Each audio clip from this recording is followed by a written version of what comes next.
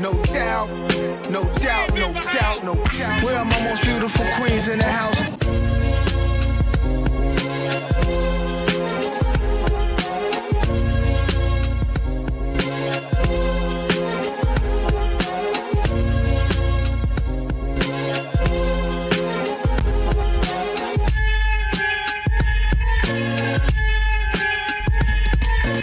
Where are my most beautiful queens in the house?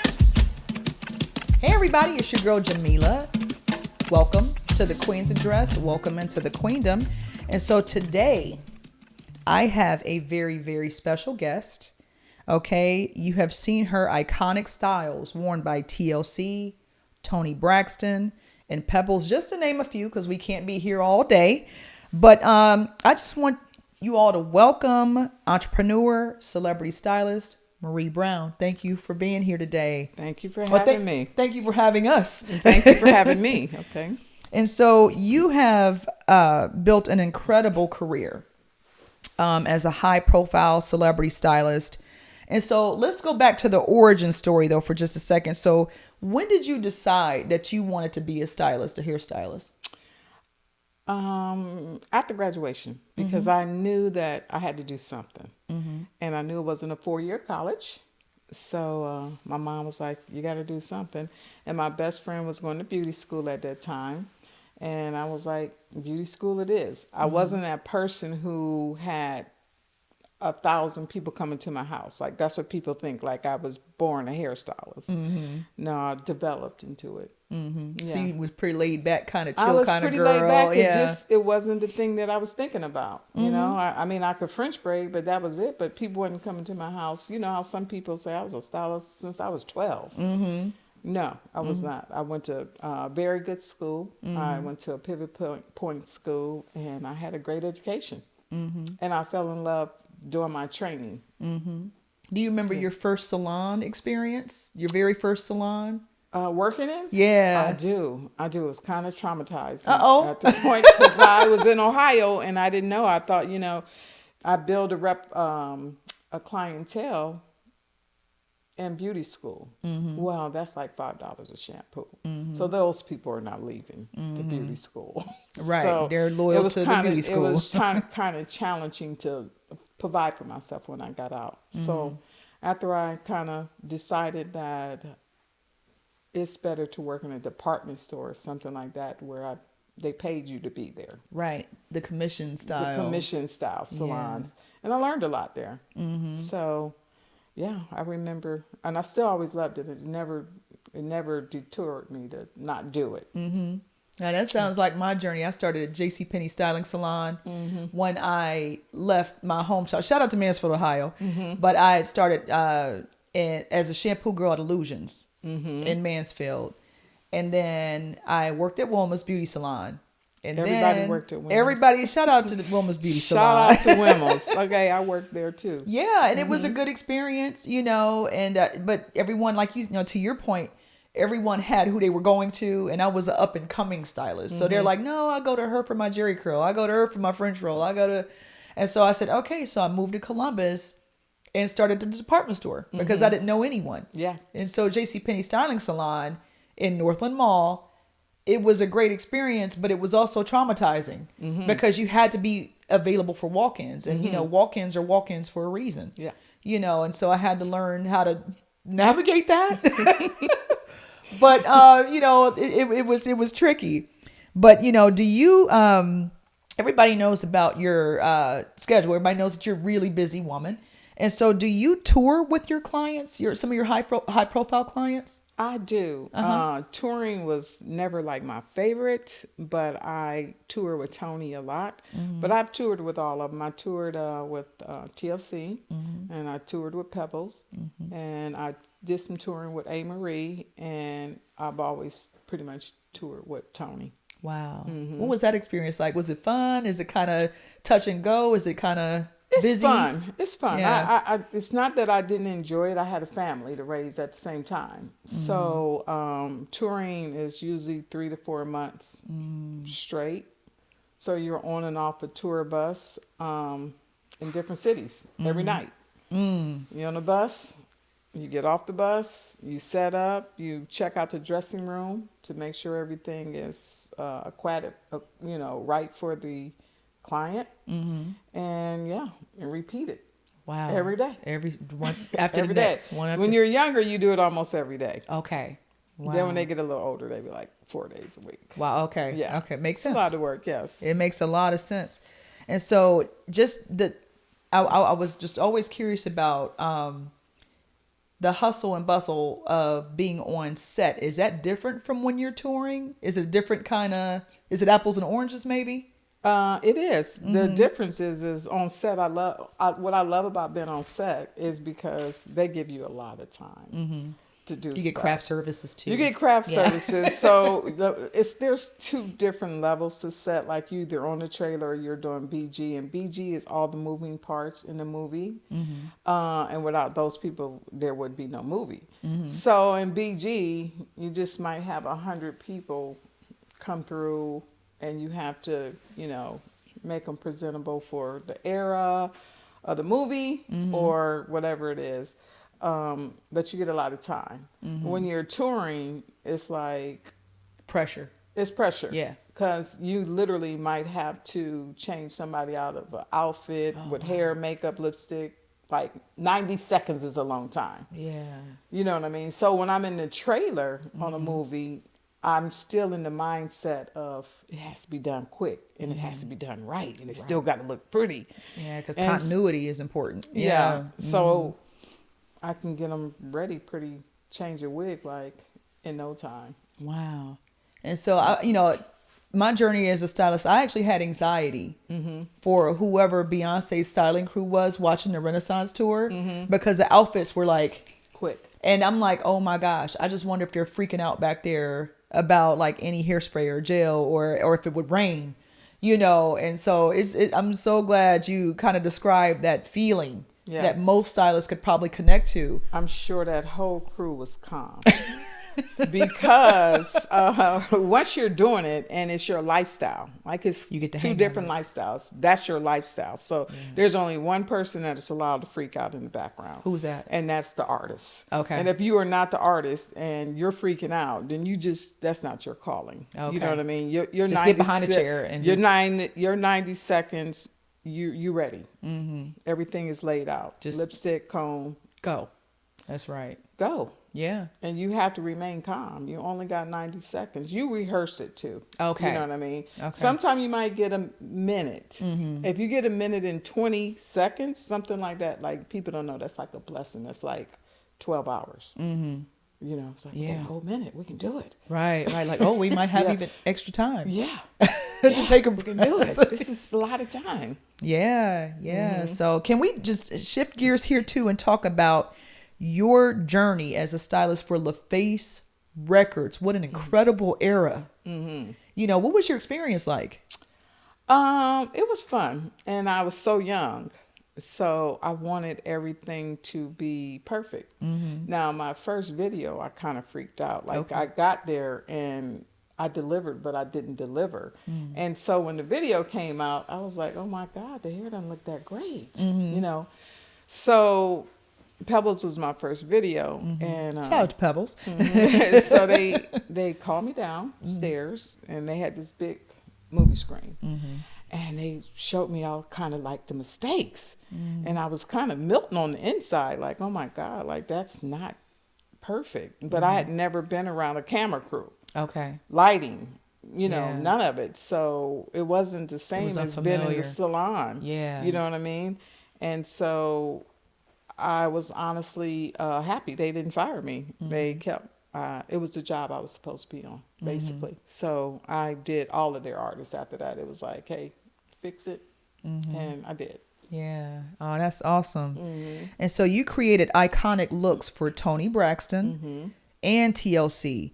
So could you just walk us through your process when you were making these looks for them? Like, were you saying, okay, this one reminds me of this haircut, or she might look good with this because her personality is funky, or this one's cool? Like, what were you thinking? Because you created iconic looks. Film and music is sort of the same to me. Like in film, you read the script.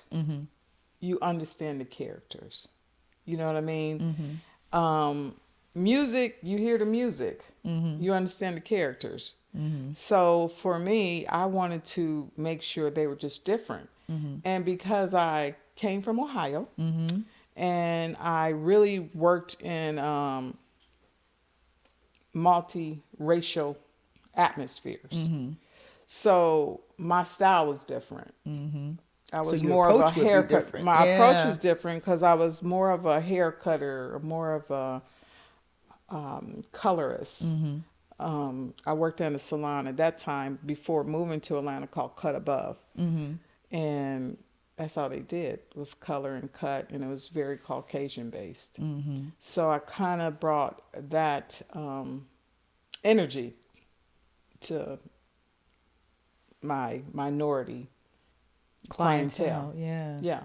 So that's kind of like how I started. So when people seen flat hair, they'd be like, that's what I was used to. So I didn't do the stacks and the curls and all of that. And I knew that I wasn't great at it. So it wasn't my thing. I had nothing against it. It just wasn't my thing. So it was a pixie for me, or a great haircut or whatever. So I just used to try to add a twist to anything I did to try to make my clients stand out. Yeah. Separated. Definitely. Well, I remember looking at the music videos and just growing up and seeing those looks like, oh my gosh, like, it was just so different. And I think because your approach was different, that's why it resonated with so many people. Yeah. And so I just wanted to talk too real quick about Lisa Left Eye Lopez, because I cut my bangs like hers. And my Aunt Michelle, shout out to my Aunt Michelle, she said, the secret to that is a flat iron. Because I kept curling it with like a 1-inch barrel, and it would like stack right on my brow. She said, no, left eyes, her bangs are done with a flat iron. Go to Swallens or Service Merchandise or wherever your mom could take, get a flat iron. And it changed my life, you know. Yeah. But Lisa Left Eye Lopez, God rest her. She was this big, awesome personality. And is that sort of the reason why you created like bold, artistic looks for Left Eye? And I wonder if her look inspired the overall look of the K-pop movement that we see right now with the bangs and the braids and, the look from I Don't Want No Scrubs. And, what was it like working with her? She was such a big spirit. First of all, Lisa was a gift that keeps giving. Yes. Okay. I think when I was creating with Left Eye, I probably thought that would be the thing that would die. But she always said energy doesn't die. So here today, it hasn't went anywhere. And she is definitely a gift that keeps on giving. Like she always was kind of a ponytail person. She didn't really, her glam was different.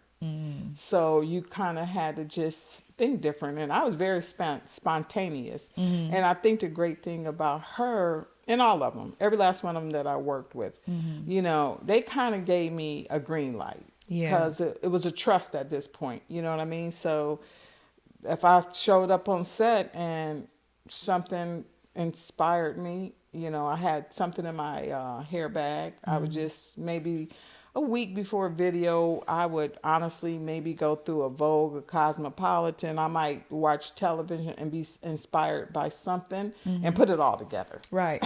You know what I mean? Put it all together, or get on the set and see the set and see what the director have in mind. Right. So he might have a vision. So, and then it's your duty as a hair person to kind of creatively put it together. So they were so quirky that it was just like, And they had this fun, outgoing vibe. Yeah. And I thought you did a really great job matching their look to their energy.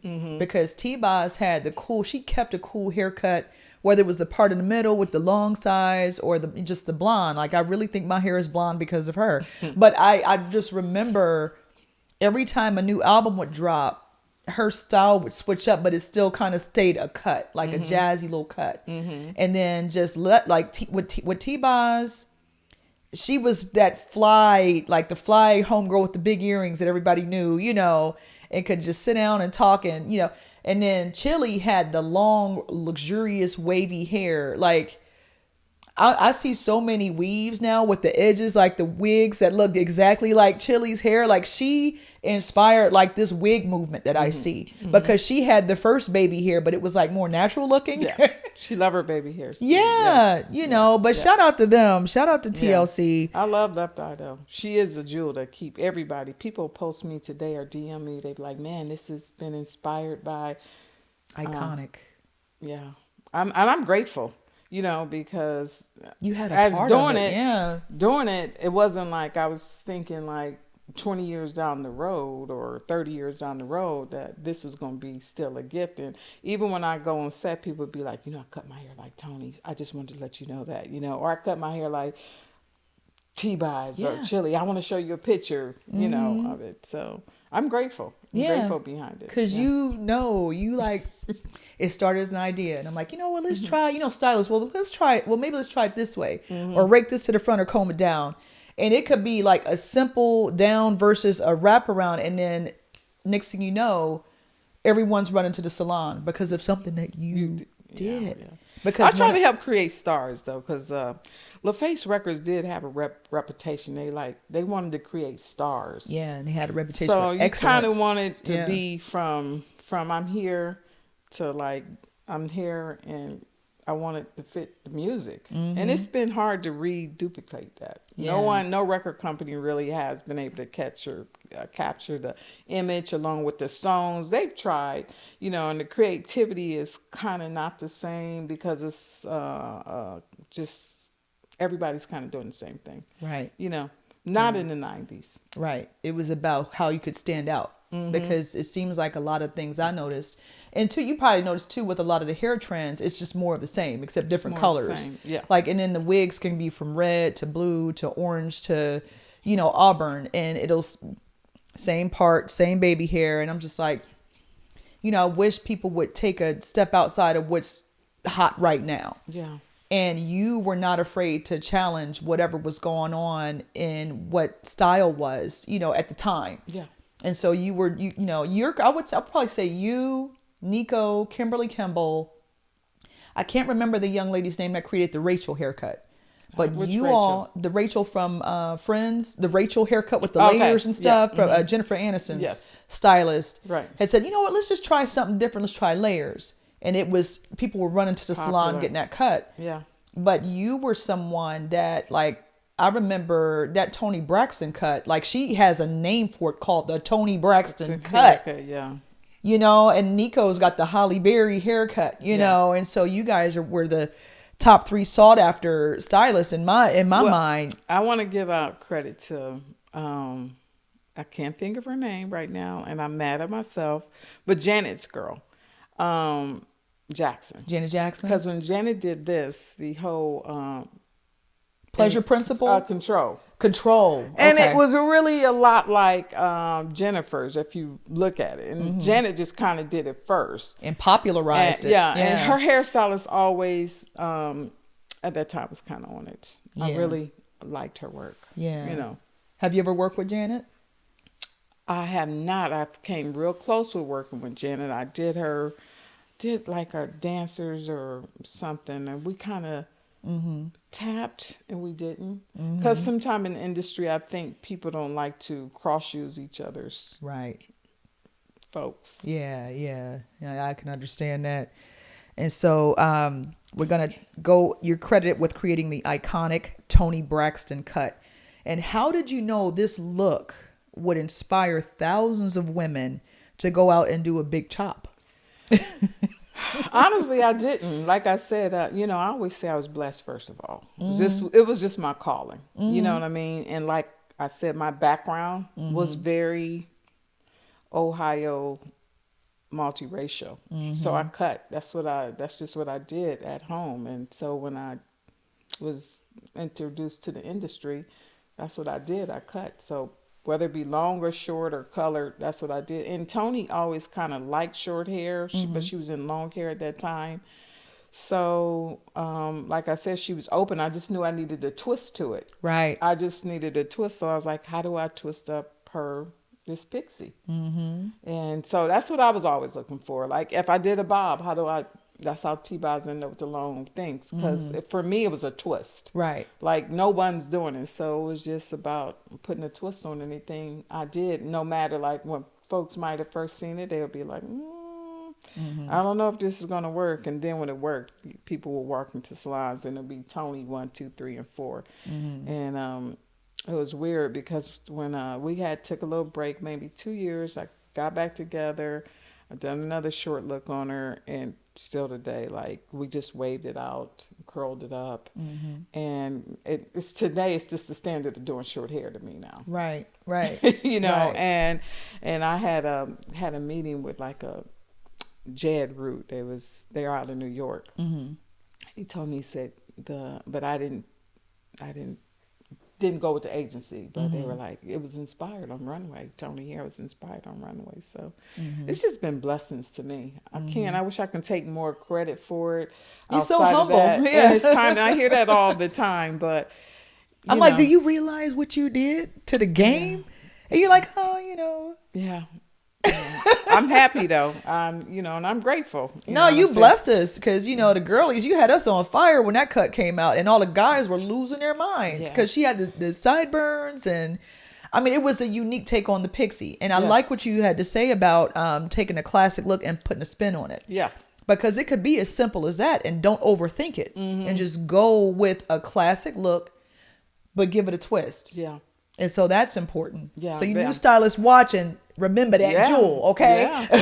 It's just a twist for me. It's like just outside of the box. It doesn't have to even be a lot. You don't have to overreach, because I believe in simple is enough. Right. It's just as long as it's executed well. Absolutely. And that's important. And so I saw Method Man in your styling chair on social media. I'm a huge fan.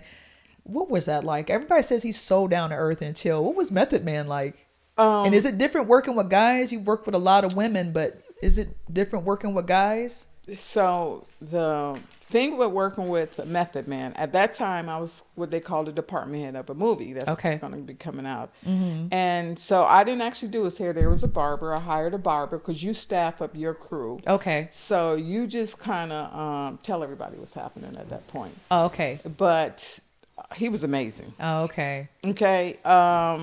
Every day. And it's so refreshing to get on set or anywhere and you see these iconic people and they turn out to be exactly what you hope they would be. Wow. So he was like, his personality was consistent every day, and I appreciate that. He was nice every day he came in. And it was a really interesting crew there. There was Michael Epps, Method Man, Michael Jai, and it was a real popular Orlando Brown. Orlando Brown? He was in Drumline. In Drumline? He played the instructor. Yes. Oh, Orlando, yeah. So it was a really fun crew. It was a really fun crew. Everybody was really, really nice. And the jokes were... Especially if Mike Epps is on Mike set. Epps came in. They were all, I promise you, they were all really nice. Because I can be very standoffish when I first work with folks. Because I'm just trying to fill check them out. And see what their thing is. Like, don't cross this line. What's their boundaries? You know what I mean? Right. Stay out their way or whatever. So, no, it was the cast was wonderful. Really? Yeah, the that's cast cool. was wonderful. That's so cool, man. Yeah. All the girls gave me kudos. That's probably why I only posted Method Man. Yeah, he's so handsome. And he's so nice. Like, he seems so that he loves his wife. Yeah. He cares about black women. I saw that interview with Sherry Shepherd, and I was just like, Method Man, he seems like he's the real deal. I went to the Wu-Tang concert like everybody else, Yeah. And I was like, oh my gosh, she got to meet Method Man. He was nice. I will not kid you. He was nice. I had a small, altercation on set. Oh, no. And he just kept it, still, 100, system.